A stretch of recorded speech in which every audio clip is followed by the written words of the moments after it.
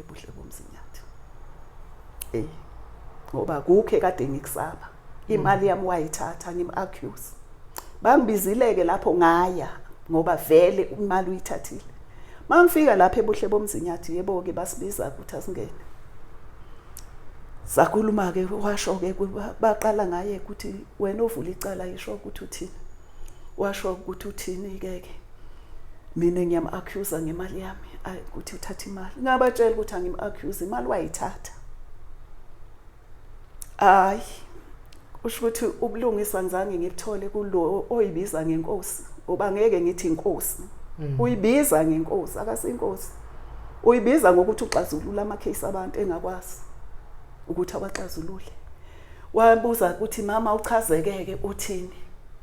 Ngamtshela ngathi imali wayithatha lo mntwana. Angima-accuse wayithatha imali yami engango 30,000.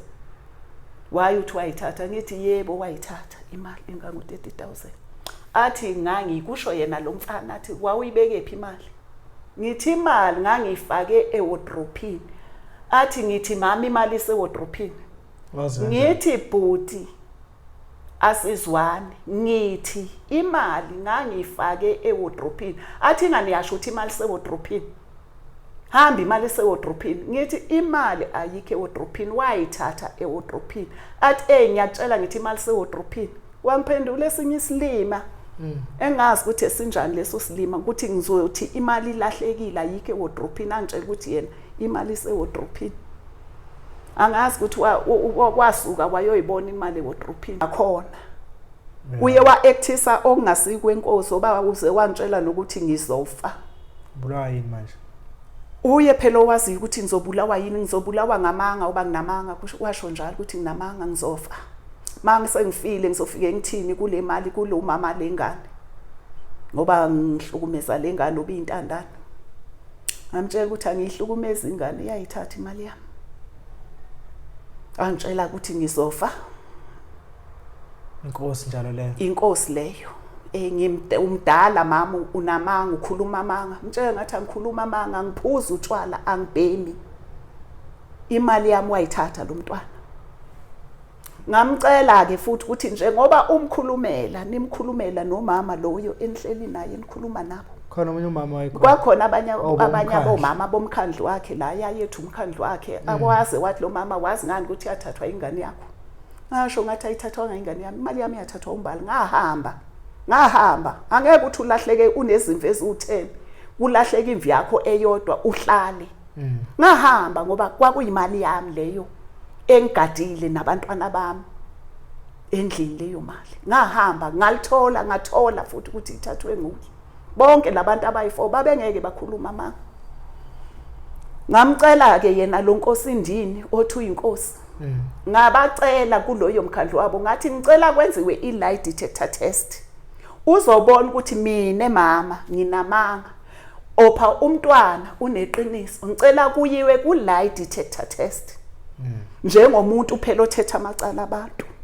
Okumele ayazi i-lie detector test ukuthi iyini yenzani ebantwini okumele ubaxazulule kungaze kuphume isidumbu.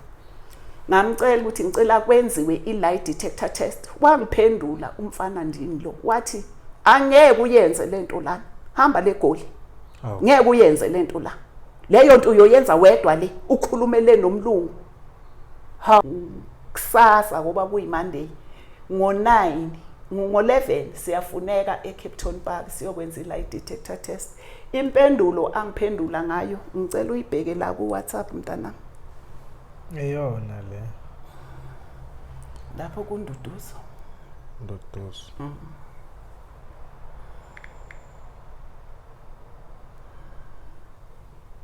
Hlehlisa ke inzansi. Nayi. Iyona impendulo angiphayo. Ampureka.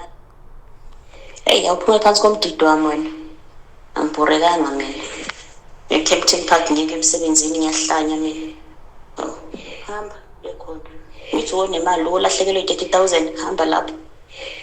Thathela wena imali ulambe kanje. Utshela ukuthi wena ileza inhlobo zakho. Xa ngifana nawe mina ngazoyifihlela amaphoyisa. Ngenzeni isigebengu mina. Hawu, njengoba wena wayifihla nje ufake nesikipa esorange uyifihlela amaphoyisa. Sokucabanga ukuthi le nto wayenza ngoba yenziwa wuwe nami ngiyayenza. Angihlukane nami, ngishike nje phansi. Hey, awuphuma phansi komdido wami wena. Angibhorekanga mina. E-Kempton Park ngeke emsebenzini ngiyahlanya mina. Hawu, hamba ekhona. Ngithi wonemali olahlekelwe 30,000 hamba lapho. Hawu, thathela wena imali ulambe kanje. Utshela ukuthi wena lezi ayinsuku zakho. Hawu.